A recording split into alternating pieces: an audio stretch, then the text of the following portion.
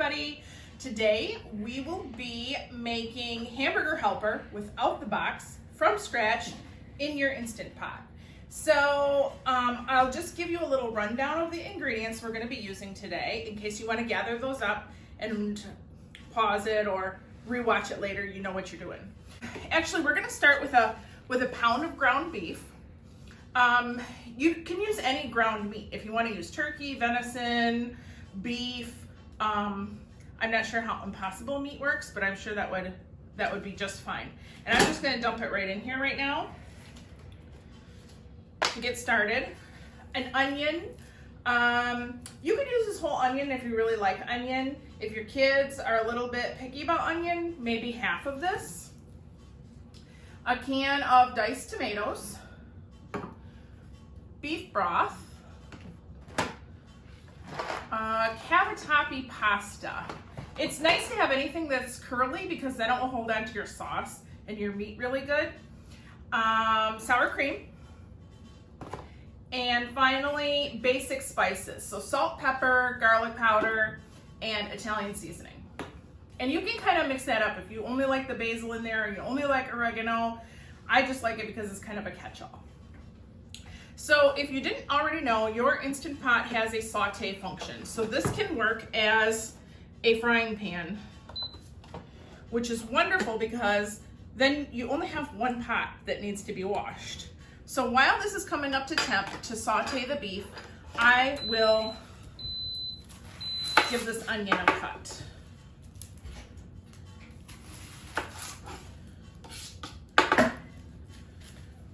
So I think for today's recipe, this is a really large onion. I'm gonna only go with half of it.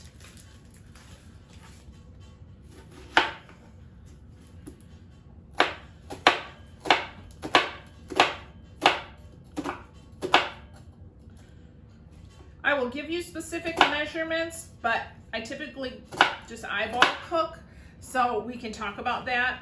I know some people are often very intimidated to just cook in sight amounts, and I get that. That's fine. That's why we have measurements, but the way I demo today will just be by sight. So if you want to experiment and go rogue like that,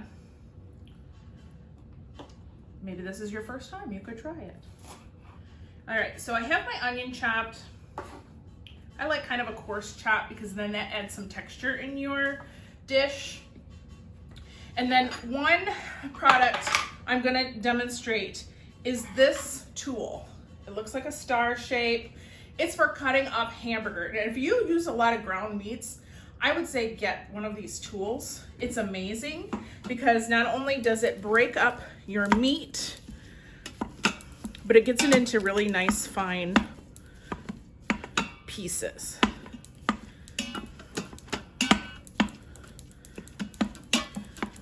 So you definitely want to make sure all of the red is cooked out of your meat before you go on to the next step. All right, so our meat is browned. I did have to drain some fat off. It just depends on what kind of protein you're using if you're gonna have to do that step or not. But now that my meat is all brown and not pink anymore, I'm gonna add my onion. That onion will get soft during the pressure cook portion, so you don't really have to brown the onion or anything. But now it gets fun. We're gonna add our salt and pepper. So some pepper. I typically always season in my hand because salt and pepper shakers are a little bit unpredictable. And garlic powder, I'm just gonna maybe a palmful.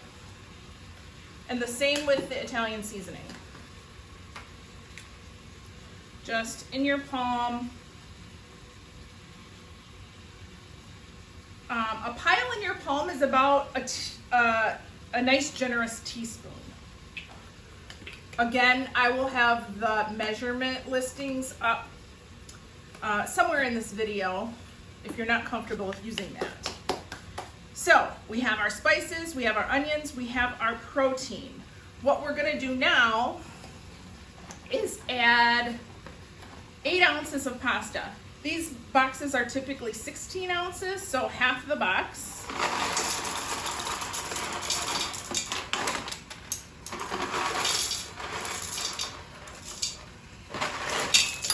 Oh, I'm making a mess. And the cool part is you just start layering stuff. You don't have to stir it up or anything. Our can of diced tomatoes with the juice. And then 1 3/4 cup of beef broth. Alternatively, if you're not using beef, you could just use a vegetable stock. And we are going to set this for pressure cooking. So we're gonna take it off saute. We're gonna put manual 3 minutes. 3 minutes is all this is going to take under pressure. So remember, we put in cold broth. It's gonna take a while to get up to pressure. So maybe 5 minutes or so. Our pressure went for 3 minutes, and then before we open the top, we let it count down 5 minutes to kind of naturally release the pressure. And this is what we have. So you can see there's still a little bit of liquid in there, but your noodles are soft and everything is good to go. So the very last thing that we are going to add is a 1/2 cup of sour cream. So about that much.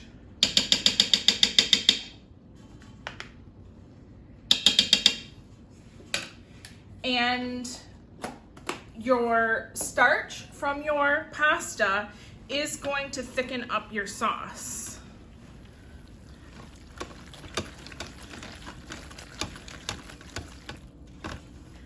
So just a real good stir here to get everything incorporated.